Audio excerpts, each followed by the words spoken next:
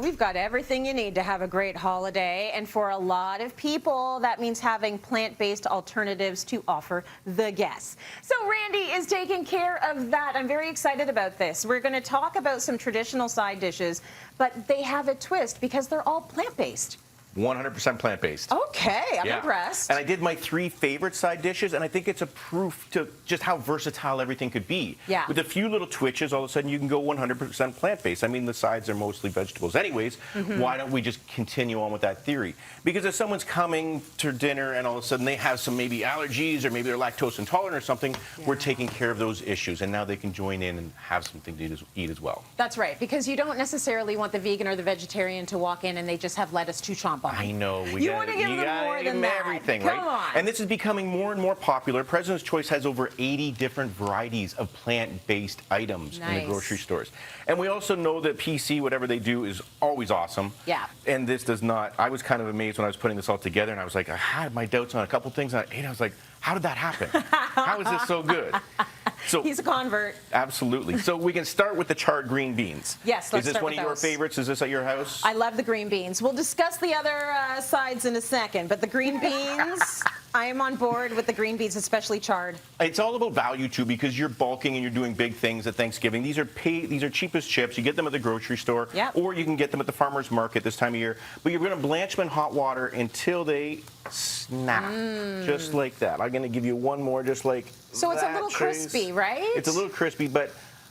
Nice. And then we stop that and we shock it. Do you know what shocking is? Why don't you explain it? That's when we take it from the hot water, the salted hot water, and go right into ice water. That's going to keep it nice and green. Okay. So then we just charred them in a pan, and now I've taken, are you ready with this?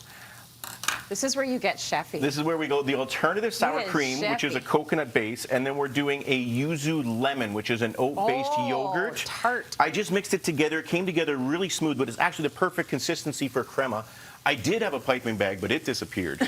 And so I'm sure everyone's got a sandwich bag at home. And I just put it in a Ziploc, and then check this out. We're just going to go like this over those charred beans. Randy. And all of a sudden we got a little crema, and everyone's like, ooh, I like green beans, but that's looking a little bit more romantic now. That is good. And then we're just going to top that off with a little bit of toasted pistachios. And finally a little bit of mint. And we've taken like ordinary green beans and plant-based it up. Okay, so I use their alternative like coconut-based yogurt.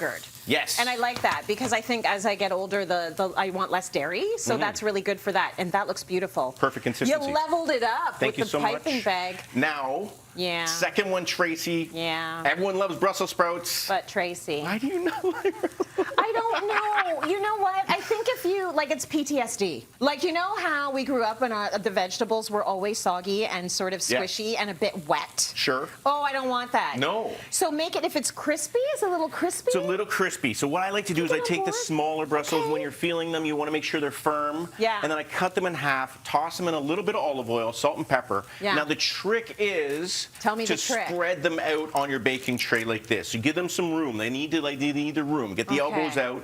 And then roast them at 350 until they get to your desire. I like to leave them a little bit crunchier. Some people like to char them and go black.